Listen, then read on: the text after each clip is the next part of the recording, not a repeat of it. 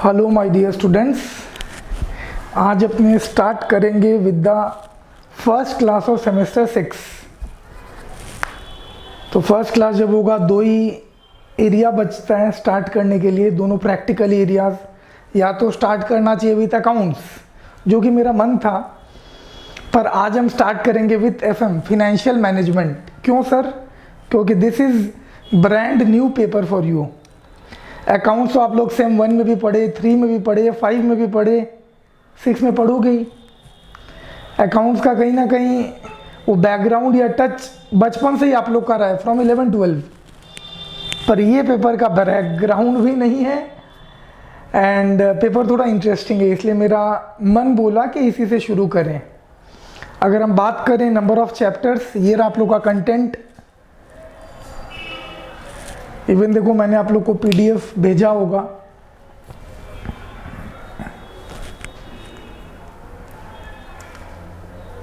बाकी अगर किसी को लगे कि नहीं सर हमको PDF नहीं, हमको बुक चाहिए, तो you can come and purchase it from my centre. बहुत ही नॉमिनल फीस है बुक्स का, इट्स ₹200 ईच। FM का भी 200, अकाउंट्स का भी 200। आप लोग चाहो तो मेरे सेंटर पे जाके टॉलीगंज में कलेक्ट कर सकते हो। एंड बाकी हर एक चैप्टर का हम PDF तो भेज ही देंगे। वैसे आफ्टर इलेक्शंस तो देखो फिर क्लास में जब होगा मेरे सेंटर पे क्लास, तो बुक रहेगा तो कंफर्टेबल रहेगा, मोबाइल पे क्या मज़ा है। तो चाहो तो उस समय आके परचेज़ कर लेना अगर आप लोग नहीं हो कैलकाटा में, और वरना अभी भी ले सकते हो, जैसा आपका मन। देखिएगा ये रहा आप लोग का, ये मैंने मार्क्स का डिस्ट्रीब्यूशन लिखा है। ये सारा चैप्टर है basic concepts, leverage, cost of capital, working capital 1, working capital 2, capital budgeting 1, capital budgeting 2, and finally dividend policy. सारा चैप्टर से आपका 10-10 मार्क्स का क्वेश्चन आएगा। तो देयर आर 8 चैप्टर, टोटल कितना हो गया? 80 मार्क्स। बाकी 20 मार्क्स कहाँ पे? इंटरनल, कॉलेज के हाथ में। बाकी 20 मार्क्स आपके कॉलेज के हाथ में है। ये 80 मार्क्स में अपने को बेस्ट स्कोर करना है, और वैसे तो स्टार्ट करना चाहिए with this topic basic concepts. अच्छा, और एक इम्पॉर्टेंट बात रिगार्डिंग क्लासेस, तो ऐसा है ना कि आज मंडे 5 तारीख आज ले रहे हैं, मैं फर्स्ट क्लास भेज रहा हूँ आप लोग को लिंक। वापस कल छोड़ के परसों, मतलब वेडनेसडे, मंडे, फिर वेडनेसडे को भी आपको एक लिंक मिल जाएगा सेकेंड क्लास का। पर जो थर्ड क्लास होगा on Friday, that will be a live class. Friday शाम को 7 बजे आपको अपने फ़ोन पे जियो मीट और गूगल मीट डाउनलोड करके रखना है। वो लाइव क्लास रहेगा फ्राइडे को, एंड जो लाइव क्लास मिस करेंगे उनको फिर बैकअप मिलना डिफ़िकल्ट हो जाएगा। देखो आज अगर कोई मिस भी कर रहा है, ये लिंक बाद में देख सकते हो मेरे से मांग के कि सर मुझे लिंक भेज दो, पर वो लाइव क्लास सिंस रिकॉर्ड नहीं होगा तो उसका लिंक हम भेज नहीं पाएंगे फिर। तो मेक श्योर कि आप लाइव क्लास मिस नहीं करो। एंड एवरी फ्राइडे 7 बजे लाइव क्लास रहेगा अपना, एवरी फ्राइडे। एंड इधर मंडे और वेडनेसडे में भी, अभी तो मंडे वेडनेसडे दोनों मेरा इस बार लिंक भेज रहा हूँ। अगले वीक हम ट्राई करेंगे वेडनेसडे फ्राइडे दोनों शाम को 7 बजे अपना लाइव रखें। तो लाइव आप लोग मिस नहीं करें, लाइव मिस करोगे तो प्रॉब्लम में आ जाओगे। लिंक का क्या, अभी नहीं कल देख लिए, कल नहीं परसों देख लिए, पर लाइव में क्या, मिस तो मिस, क्योंकि फिर उसका वो रिकॉर्डिंग भी नहीं होगा लाइव वाले का, वो स्क्रीन रिकॉर्डिंग अच्छा नहीं बैठता है।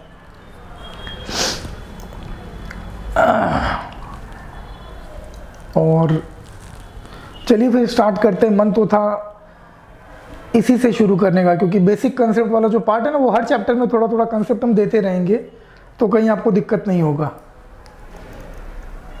कॉपी नहीं करो तो भी चलता है, मैंने फ़ोटो तो भेज रखा है आपको सिलेबस का। चलिए शुरू करते हैं। आज तब शुरू करेंगे विद दिस लिवरेज। सारा का मतलब बताएंगे, बिना समझे कुछ नहीं करेंगे।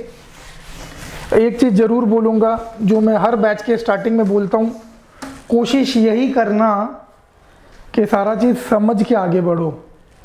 रटने का कोशिश बिल्कुल मत करना, वरना आगे चल के दिक्कत हो जाएगा जब आप इंटरव्यूज़ में बैठोगे, क्योंकि इंटरव्यूज़ में आपका कंसेप्ट टेस्ट किया जाएगा। आपको ये नहीं बोलेगा कि इसका फॉर्मूला बता दो, लिवरेज का फॉर्मूला क्या है।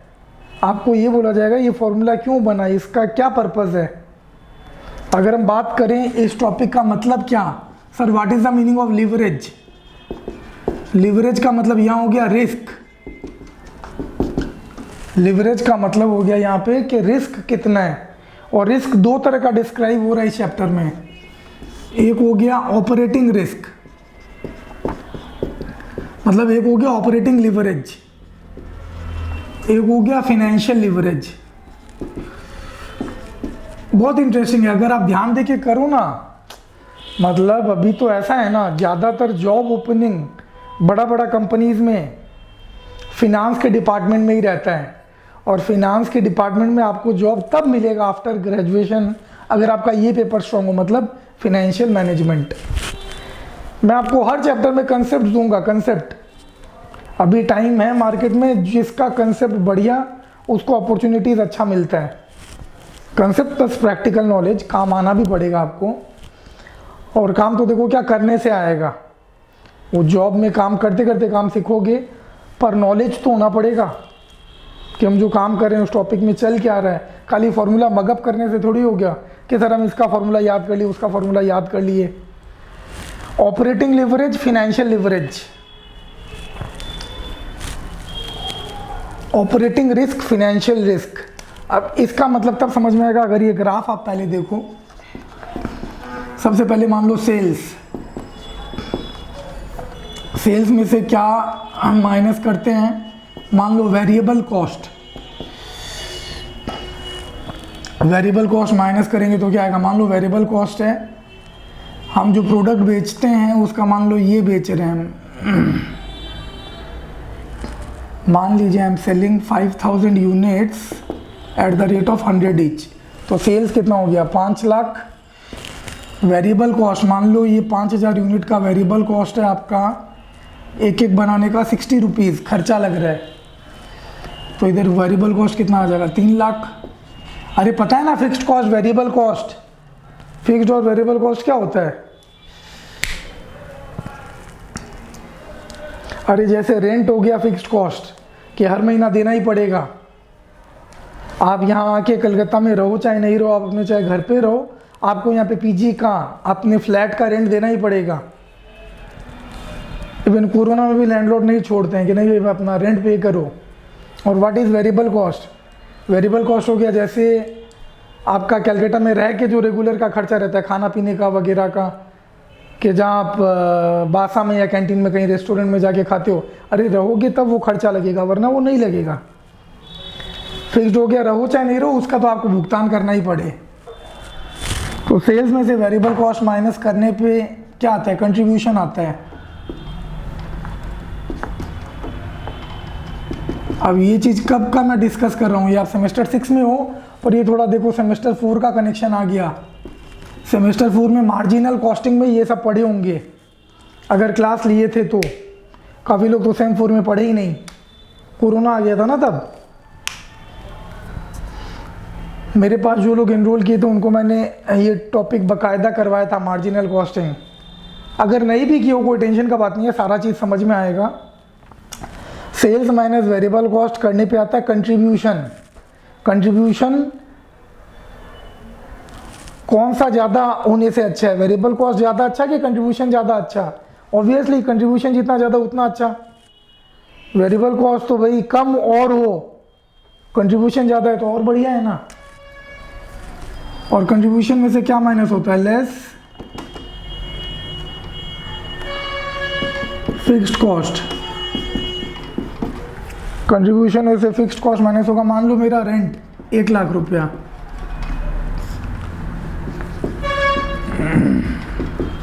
तो ये जो आता है इसको क्या बोलते हैं, इसको बोलते हैं EBIT।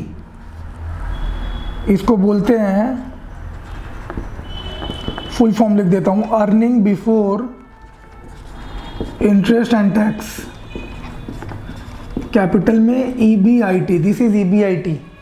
EBIT इज 1 लाख रुपया। प्लीज़ कॉपी करो तब समझ में आएगा, कॉपी नहीं करोगे समझ में नहीं आएगा। टॉपिक तो समझना पड़ेगा ना।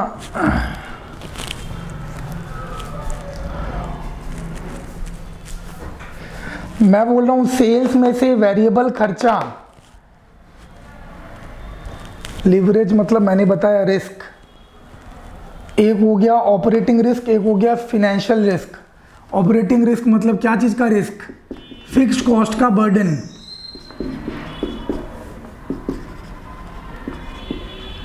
और इसमें क्या चीज का रिस्क?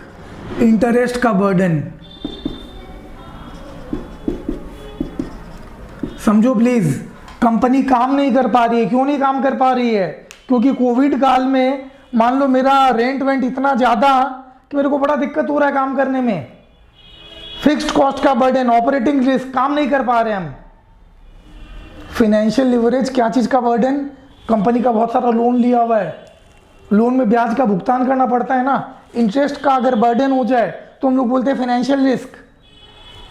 देखो समझना पड़ेगा कंसेप्ट, खाली न्यूमेरिकल के पीछे भागने से नहीं होगा। ये कंसेप्ट समझोगे तो ही आगे जाके अच्छा कंपनी में काम कर पाओगे। सेल्स में से वेरिएबल का खर्चा हटाएं, आया कंट्रीब्यूशन। कंट्रीब्यूशन में से फिक्स्ड कॉस्ट हटाते हैं तो आया ईबीआईटी। ये ग्राफ देखो, अगर आपको नया लग रहा है, कभी नहीं किया हुआ, सेम 4 में अगर नहीं किया हो तो नया लग सकता है, स्टार्टिंग में नया लगेगा, बाद में समझ में आ जाएगा। पर ये सारा वर्ड का मतलब आपको समझ में आना चाहिए कि सेल्स मतलब क्या? जो बेचा वो। वेरिएबल कॉस्ट मतलब जो फ्लक्चुएट होता है, मतलब कितना यूनिट्स। अगर यहाँ पे ज़्यादा यूनिट बेचेंगे तो वेरिएबल कॉस्ट ज़्यादा आएगा, कम यूनिट बेचेंगे वेरिएबल कॉस्ट कम आएगा। जबकि फिक्स्ड कॉस्ट क्या होता है? आप कम बेचो, ज़्यादा बेचो या कुछ मत बेचो, आपका फिक्स्ड कॉस्ट तो उतना ही लगना है। कलकत्ता में रहो चाहे नहीं रहो, आपको आपका पीजी का फ्लैट का रेंट तो देना पड़ेगा, वरना पीजी और फ्लैट खाली कर दो, नहीं लगेगा रेंट। मैं बोल रहा हूँ वेरिएबल खर्चा माइनस करने पे जो आता है उसको बोलते हैं कंट्रीब्यूशन, और फिर फिक्स्ड कॉस्ट माइनस करने पे जो आता है उसको बोलते हैं earning before interest and tax. Sir क्यों? क्योंकि इसमें से अभी तक इंटरेस्ट और इनकम टैक्स माइनस नहीं हुआ है। अब अगर हम माइनस करते हैं लेस इंटरेस्ट, मान लो मेरा इंटरेस्ट है 20,000। अरे मान लो ना, मानने में क्या जाता है, मान लो 1 लाख रुपया का लोन है, 20% ब्याज है, तो 1 लाख पे 20%, 20,000 आ गया क्या? 80,000। तो इसको क्या बोलेंगे? ईबीआईटी से अगर इंटरेस्ट माइनस हो गया तो this is called EBT. Please बगल में फुल फॉर्म लिख लेना, अर्निंग बिफोर टैक्स। ये इसको पीबीटी भी बोलते हैं, प्रॉफिट बिफोर टैक्स। इसमें से फिर क्या माइनस करते हैं? Less tax. मान लो इनकम टैक्स 30% है कंपनीज पे। अरे इंडिविजुअल को स्लैब का बेनिफिट मिलता है, इंडिविजुअल को सेम 4 में पढ़ा होगा, वो स्लैब होता था कि 2.5 लाख तक नील, 2.5 लाख से 5 लाख 5%, 10%। टैक्स मान लो 30%, तो 80,000 का 30%, तो क्या आ जाएगा? Now this will come PAT. Full form लिख लेना, पीएटी या ईएटी, अर्निंग आफ्टर टैक्स या फिर प्रॉफिट आफ्टर टैक्स। इधर पीबीटी भी बोल सकते हैं इसको, प्रॉफिट बिफोर टैक्स। तो कितना आ गया? 60 में से 4 गया 56।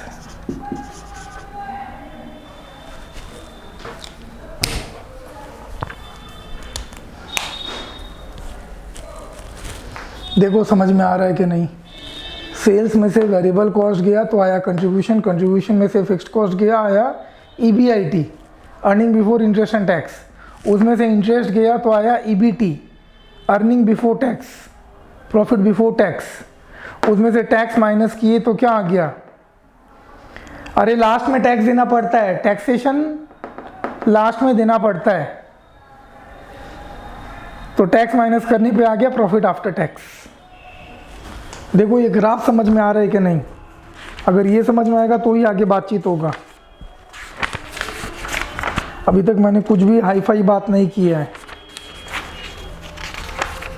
ये ग्राफ तो देखो आपको समझना पड़ेगा।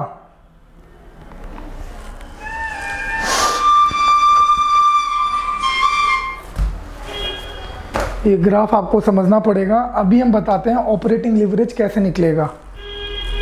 ऑपरेटिंग लिवरेज का पहले फॉर्मूला बता रहा हूँ, बाद में लॉजिक भी दूंगा, रटना कुछ भी नहीं है, हर चीज़ समझना है।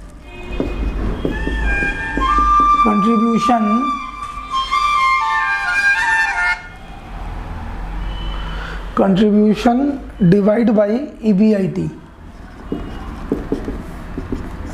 Contribution by EBIT 2 lakh divide by 1 lakh, तो ये क्या आ गया 2, कट जाएगा ना 1 लाख, कितना 2 से कटेगा। ये फॉर्मूला वाइज बता रहा हूँ मैं पहले, बाद में इसका लॉजिक जरूर दूंगा, मैं ऐसे ही रटने नहीं बोलूँगा। चलो इसका लॉजिक पहले दे ही देते हैं। ये देखना, ये ऑपरेटिंग लिवरेज फॉर्मूला का डिजाइनिंग देखो, कंट्रीब्यूशन बाय EBIT, ये रहा। ये जो फिक्स्ड कॉस्ट के, ये जो ब्रिज बना है ना, फिक्स्ड कॉस्ट कंट्रीब्यूशन और EBIT के बीच में, इसी ब्रिज से ये फॉर्मूला बना है, ऊपर वाला डिवाइड बाय नीचे वाला। और यहाँ पे सिमिलरली अगर हम फॉर्मूला को डिज़ाइन करने बोले तो वहाँ पे डिज़ाइन क्या करोगे, इंटरेस्ट। जैसे फिक्स्ड कॉस्ट जो ब्रिज बना इन दोनों के बीच में, वैसे ही इंटरेस्ट ब्रिज बना किन दोनों के, इन दोनों के बीच में। तो वहाँ पे फॉर्मूला क्या होगा, EBIT डिवाइड बाई EBT। तो यहाँ पे क्या लिखे हैं, 1 लाख डिवाइड बाई 80,000। देखो समझ में आ रहा है कि नहीं। अरे मैं लॉजिक दूंगा, मैं रटने नहीं बोलूंगा, फॉर्मूला याद करने मैंने आज तक कभी किसी को नहीं बोला है, पर कैलकुलेशन पार्ट समझ लो पहले।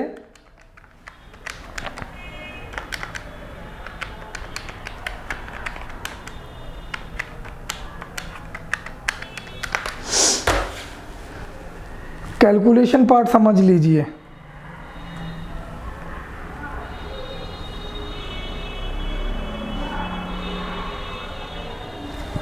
ये कितना आ गया, दिस इज 1.25। अभी मैं समझा रहा हूं, प्लीज समझो। Operating leverage contribution by EBIT कर रहे हैं। अभी आप देखो, अगर मेरा फिक्स्ड कॉस्ट, अगर मैं वैल्यू चेंज करूं, यहाँ पे तो ये 2 लाख ही है, अगर यहाँ पे मेरा फिक्स्ड कॉस्ट कुछ अलग होता, अगर मेरा यहाँ पे फिक्स्ड कॉस्ट मान लो 2 लाख के जगह पे मान लो 50,000 होता, तो यहाँ पे मेरा ये वैल्यू कितना आता, यहाँ पे मेरा वैल्यू आता 1.5 लाख। समझो प्लीज मैं क्या बोल रहा हूँ। तो यहाँ पे फिर मेरा आंसर क्या आ जाता, यहाँ पे मेरा आंसर आ जाता 2 लाख डिवाइड बाई 1.5 लाख। करो कितना आ रहा है, 2 divide by 1.5, 2 lakh divide by 1.5 lakh 1.33। अब समझो मैं क्या बोलना चाह रहा हूं। ऑपरेटिंग लिवरेज का मतलब क्या, ये जो वैल्यू आया, ये वैल्यू ज्यादा आना अच्छा या कम आना अच्छा, आपको खुद सोच के बताना है। ये वैल्यू हायर आने से बढ़िया क्या लोअर आने से बढ़िया। अरे भाई ऑपरेटिंग लिवरेज आपका जितना ज़्यादा आए उतना ज़्यादा खराब, मतलब उतना ज़्यादा कंपनी रेंट वगैरह फिक्स्ड कॉस्ट से परेशान है। ऑपरेटिंग लिवरेज जितना कम आया कि नहीं भाई कंपनी सही जा रहा है, ऑपरेटिंग लिवरेज कम है। समझो मैं क्या बोल रहा हूँ। अभी अगर मान लो मेरा फिक्स्ड कॉस्ट होता ही नहीं, यहाँ पे नील, जीरो, फिक्स्ड कॉस्ट अगर जीरो है तो यहाँ पे क्या होता, 2 लाख बाई 2 लाख मतलब 1। ऑपरेटिंग लिवरेज 1 मतलब क्या, कि भाई कंपनी कोई रेंट से परेशान ही नहीं है, कि कंपनी एकदम परफेक्ट है, इसमें कोई फिक्स्ड कॉस्ट का बर्डन ही नहीं है। अरे फिक्स्ड कॉस्ट का बर्डन ज़्यादा होना अच्छा नहीं है। तो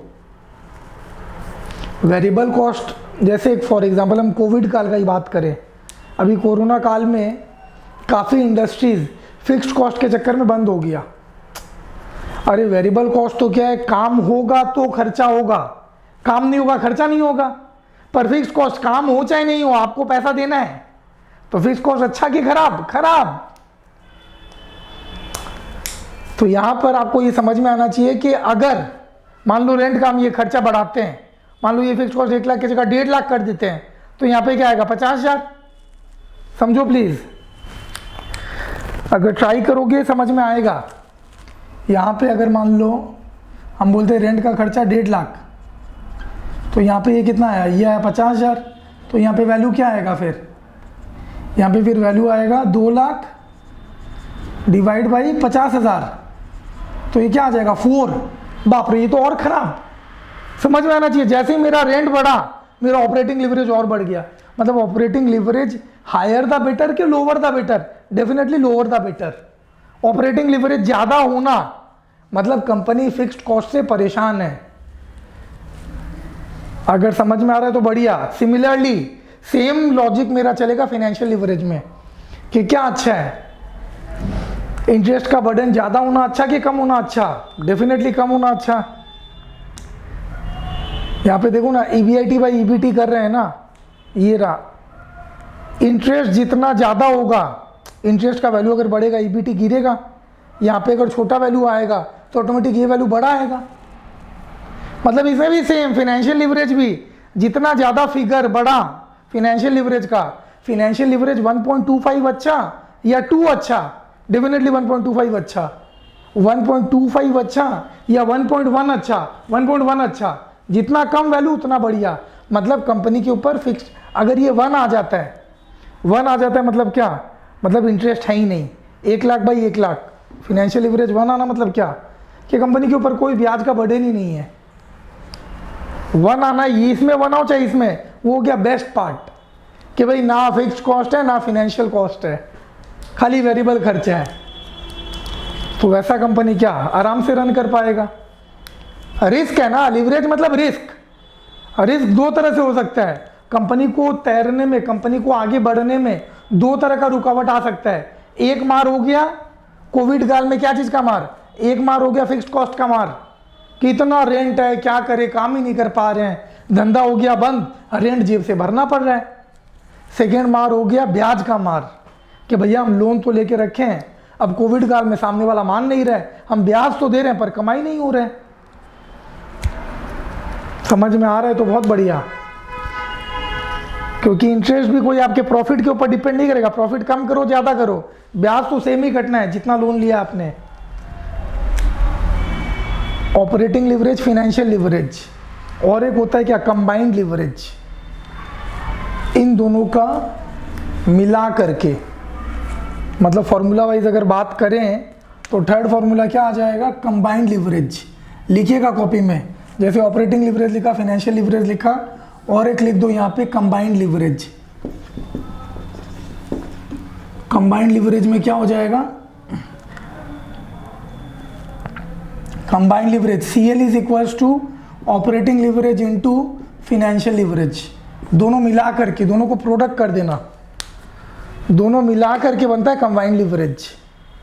तो अगर दोनों को प्रोडक्ट कर देंगे क्या बचेगा, ये फॉर्मूला देखो ना, इसका ये है, इसका ये है, तो दोनों को मल्टीप्लाई करेंगे तो क्या बचेगा, देखो ये EBIT कटेगा, नेट में फॉर्मूला क्या आएगा, कंट्रीब्यूशन बाई EBT। प्लीज़ उसका भी फॉर्मूला लिख लीजिए। और अल्टीमेटली उसमें भी हम क्या बोलेंगे, वैल्यू छोटा आया तो बढ़िया, वैल्यू ज़्यादा बड़ा आया, कंबाइंड लिवरेज 2 आना अच्छा या 4 आना अच्छा, ऑब्वियसली 2 आना अच्छा। जितना छोटा वैल्यू उतना बढ़िया पोजीशन। अगर समझ में आ रहा है तो बहुत बढ़िया। अभी हम चाहते हैं कि कुछ क्वेश्चन सॉल्व किया जाए। मैं मिटा रहा हूँ, अगर कंप्लीट नहीं हो तो पॉज करके कंप्लीट कर लो। देखो मैं चाहता तो ये क्लास लाइव भी ले सकता था, मुझे लाइव लेने में कोई दिक्कत नहीं था, मेरा तो उतना ही एनर्जी डिवोट हो रहा है। अभी जितना बोल रहा हूँ लाइव में भी उतना ही बोलना पड़ता, पर दिक्कत ये ना, फिर उसका बैकअप देने में दिक्कत हो जाता है। इसलिए मैं कुछ यूट्यूब का भी रख रहा हूँ, क्योंकि इसका मैं बैकअप सेंड करूँगा तो फिर वापस से मेरे को अलग से रिकॉर्ड करना पड़ेगा, तो लाइव के अलावा भी।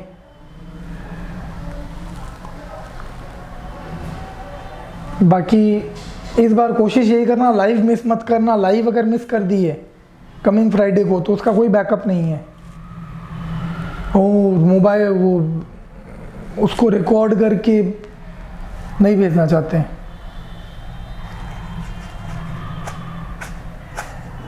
फ्राइडे 7 बजे वो अपना फिक्स रहेगा।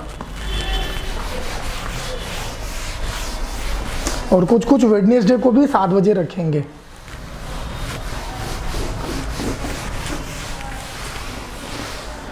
पर्सनली लाइव में थोड़ा ज़्यादा ही अच्छा लगता है, पर आप लोग जब लाइव मिस करना शुरू कर देते हो तब परेशानी होता है फिर।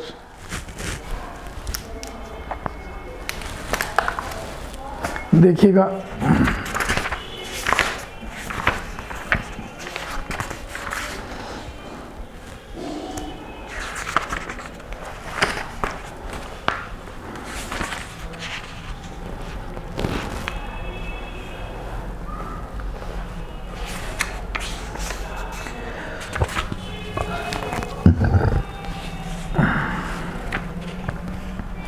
दो 2015 ही देख लो। 2015 जनरल, कोई दिक्कत नहीं है, जनरल का क्वेश्चन है तो क्या हुआ। लास्ट में बोला calculate the following degree of, sir ये डिग्री क्यों बोला है? अरे भाई जैसे बुखार होता नहीं बोलते हैं, वो कितना तेज बुखार है, वो वोल्टेज मेजर करते हैं ना, तो वर्ड डिग्री ऐड कर दिया, पर इट्स सेम। कंबाइंड लिवरेज या ऑपरेटिंग लिवरेज और डिग्री ऑफ ऑपरेटिंग लिवरेज कोई अंतर नहीं है। इनकम स्टेटमेंट दिया हुआ है, तो इनकम स्टेटमेंट दिया हुआ है तो आपको टेबल बनाना है एग्जाम में, खुला नहीं करोगे। और जो मांगा है क्वेश्चन में वो लिख लो, कैलकुलेट द फॉलोइंग ना।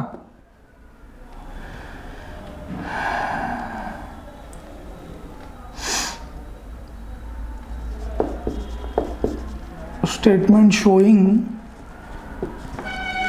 DOL, DFL and DCL, particulars और अमाउंट।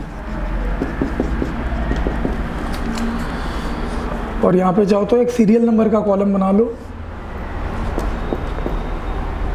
जितना ज़्यादा अट्रैक्टिव बना सको कॉपी एग्ज़ाम में। सबसे पहले 1 में क्या लिखे, 1 में सेल्स का फिगर क्या दिया है, 12 लाख। सेल्स से क्या माइनस होता है, नंबर 2 वेरिएबल कॉस्ट। आप लोग ये सब फुल फॉर्म लिखना, ये सब शॉर्टकट मत लिखना, DOL DFL मार्क्स कटेगा फिर। वेरिएबल कॉस्ट दिया है 9 लाख, तो सेल्स में से वेरिएबल कॉस्ट माइनस करेंगे, कितना आ जाएगा, 3 लाख। इसको क्या बोलते हैं जो आया, दिस इज कंट्रीब्यूशन। और कंट्रीब्यूशन में से क्या माइनस करेंगे, less fixed cost. Fixed cost कितना दिया है, 1 लाख, तो क्या आ गया, 2 लाख। इस 2 लाख को क्या बोलेंगे, this is called EBIT। EBIT मतलब earning before interest and tax. अब इसमें से क्या माइनस करें, EBIT में से लेस इंटरेस्ट। यहाँ पे सीरियल नंबर देते रहिए ना, 3 4 फिर ये 5 फिर ये 6। EBIT में से इंटरेस्ट कितना दिया, देखो 70,000, तो आ गया 1,30,000। 1,30,000 को क्या नाम दे, this is EBT, earning before tax. And EBT से क्या माइनस हो जाएगा, EBT से माइनस करेंगे टैक्सेशन, लेस टैक्स। टैक्स देखो क्वेश्चन में दिया हुआ है 39,000, 5 मिनट। टैक्स हो गया कितना, 30%। और वो भी ये लोग निकाल के दे दिया, अरे इतना तो हमको करने देते, 39,000। तो 1,30 माइनस 39 कितना, 91,000। बहुत ही सिंपल। अब क्या करना है, वो जो वैल्यूज निकालना है, फॉर्मूला अपने को पता है। ऑपरेटिंग लिवरेज कैसे निकलेगा, ऑपरेटिंग लिवरेज हो गया फिक्स्ड कॉस्ट का जो ब्रिज बना है इन दोनों के बीच में, कंट्रीब्यूशन बाई EBIT। यहाँ पे 8 के बाद 9 नंबर 2, 9 नंबर देखिए operating leverage, contribution by EBIT। 3 lakh by 2 lakh कितना, 1.5। मतलब ऑपरेटिंग लिवरेज में यहाँ लिख देना आप लोग चाहो तो, अच्छा लगेगा। ऑपरेटिंग लिवरेज हो गया 3 डिवाइड बाई 5, 3 डिवाइड बाई 5, ऐसे करके 1.5। इसी तरह से बाकी दोनों निकाल दो। आई डोंट थिंक उतना कुछ हाई फाई टॉपिक लगा आपको।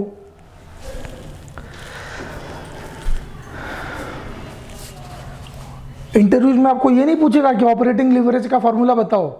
इंटरव्यू में कभी बैठे तो पूछेगा भाई ऑपरेटिंग लिवरेज का मतलब क्या, या फिर बोलेगा ये फॉर्मूला कंट्रीब्यूशन बाई EBIT क्यों, तब आप बताओगे भाई ऑपरेटिंग लिवरेज हो गया कि भाई फिक्स्ड कॉस्ट का बर्डन कंपनी के ऊपर। तो फिक्स्ड कॉस्ट, ये जो ब्रिज बना है इन दोनों के बीच में, कंट्रीब्यूशन बाई EBIT ये ले रहे हैं क्यों, क्योंकि ये करने पे जो वैल्यू आ रहा है वो वैल्यू अगर छोटा वैल्यू है तो डेट मीन्स बर्डन कम है। अभी 3 लाख बाई 2 लाख, अभी यहीं पे मान लो होता 2 लाख फिक्स्ड कॉस्ट, तो क्या होता 3 लाख बाई 1 लाख, तब यहाँ पे वैल्यू क्या आ जाता 3। 1.5 बढ़िया कि 3 बढ़िया, तो डेफिनेटली 1.5 बढ़िया, 3 खराब। जितना ज़्यादा आ रहा है वैल्यू उतना ज़्यादा खराब। इस तरह से फॉर्मूला बना है कि higher the value of operating leverage, या बोलो lower the value of operating leverage the better, lower the better, higher the better नहीं। वैसे ही ऑपरेटिंग लिवरेज के बाद फिनेंशियल लिवरेज निकाल दो। फिनेंशियल लिवरेज क्या होगा, EBIT डिवाइड बाई EBT, मतलब 2 lakh divide by 1 lakh 30, 2 lakh by 1 lakh 30, देखो कितना आ रहा है, शायद 1.54 आ रहा है। यहाँ लिख देना क्या भाई क्या कर रहे हो। और लास्ट में कंबाइंड लिवरेज क्या करोगे, कंबाइंड लिवरेज हो गया, ये दोनों को प्रोडक्ट कर देना 1.5 इंटू 1.54, ये दोनों इंटू करोगे तो देखो क्या आ रहा है 2.31 आ रहा है क्या, वो दोनों इंटू कर दो लास्ट में। ठीक है, बाकी आज का क्लास मैं एक ही क्वेश्चन के साथ एंड कर रहा हूं। अगला क्लास थोड़ा लंबा रहेगा, फर्स्ट क्लास में ज़्यादा प्रेशर नहीं देना चाह रहा। ये क्वेश्चन आई होप आप लोग को समझ में आ गया, एंड नेक्स्ट डे अच्छे क्वेश्चंस कवर करेंगे। Thank you. कुछ क्वेरीज हो तो मुझे कॉल मैसेज ज़रूर करिएगा। आज के लिए इतना ही, परसों वापस आपको सेकंड क्लास भेजेंगे, या देखते हैं अकाउंट भी शुरू कर सकते हैं।